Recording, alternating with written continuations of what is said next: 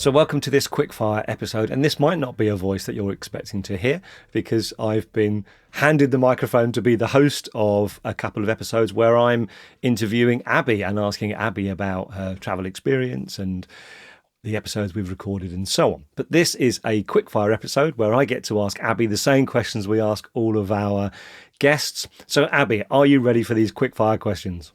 I am. I didn't realise how much pressure our guests feel when they're on this side of the quick fires. But as everyone knows on this podcast, I like to talk. So I'll be as quick as I can with these quick fires. Right, Abbey, first question. What one thing should people take with them when they travel?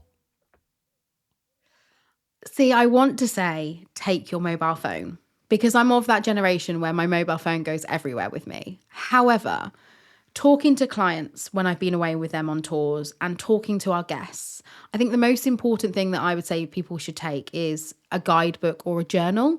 And the reason why I say that is because you make notes in your guidebook, scribble them out, comment on things that the guides are telling you. But then what a wonderful gift to give to somebody else. So, handing that down to your grandchild, handing that down to your child, a niece, a nephew, a sibling, anything, kind of having those memories that someone's jotted down firsthand, then you're going back and following in their footsteps and adding your own memories, I think is just a wonderful thing to do. So aside to your phone to capture memories and sound effects for the podcast, I would say take a guidebook or a journal and write everything down, because one day that could be invaluable to somebody else to kind of follow in your footsteps. That's really interesting because, of course, with your phone, you can take a photo and that captures what somewhere might look like. But what it doesn't capture is what you can hear, what you can smell, what you can taste, what you feel. And actually writing those things down in a journal, capturing all the senses, can bring you straight back to that place rather than just looking at a picture. So I love that. Okay, question number 2. Where's your favourite place in the world? It's so hard, but I'm going to have to say Africa. If you think you've got, obviously, Zimbabwe and Victoria Falls, but you've got Malawi, you've got South Africa with the winelands and, Table Mountain, and then going over to North Africa, Algeria, Tunisia, Egypt, Gambia, somewhere I've travelled to a number of times. Incredible destination, incredible people, amazing wildlife. So I think it's got to be Africa, north, south, in the middle, east, west, everything, just everything Africa. Okay. What place has surprised you the most? I want to say Uzbekistan.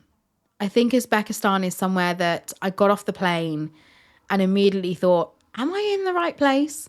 I remember seeing this incredibly tall Russian architecture, towering over me. I went in March. It was a little bit chilly. So people were dressed in what I would say kind of Soviet fashion. And it just surprised me. I didn't think it was going to be like it was, but it was the best surprise because the further you move down Uzbekistan, it was incredible how it changed. The architecture would change, going from the subways and seeing chandeliers as people were doing their daily commute to seeing, mosaic Muslim tiles in Samarkand.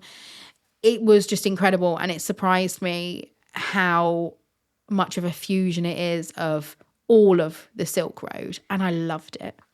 Of all the different food you've had in all the world, what's your favourite? It's got to be Italian. I did my first ever solo trip on my own outside of work to Italy.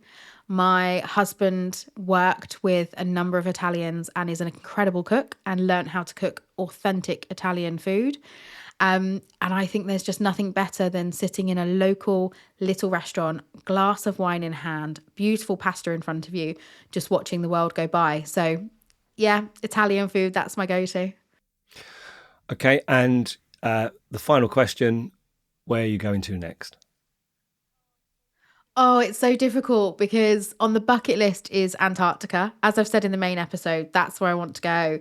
I just think it would be an incredible place to visit. And for me, somewhere that feels truly untouched and wild. But realistically, with my life now, being a wife and a mother, it will probably be to the Middle East. It'll probably be taking my daughter over there. She can visit her godmother and just, experiencing what else there is to kind of discover in the Middle East. It's such a varied place with, such a mix of people. So that's where we'll be heading next is Middle Fantastic. East. Abbey, thank you very much for answering those quickfire questions. So for our listener, go back and have a listen to the full episode where I gave Abbey a grilling about her travel experience, and we talked about some of the episodes we've recorded on the podcast. Go back and have a listen to some of those episodes from the archive. And over the next few weeks, while we are breaking and recording some brand new episodes for you, we'll put some of those episodes out we've talked about as a reshare so you can have a listen. Enjoy the archive, and before you can blink, be back with you with some new episodes. Thanks, Abbey. Thanks, Steve. Thank you, everyone.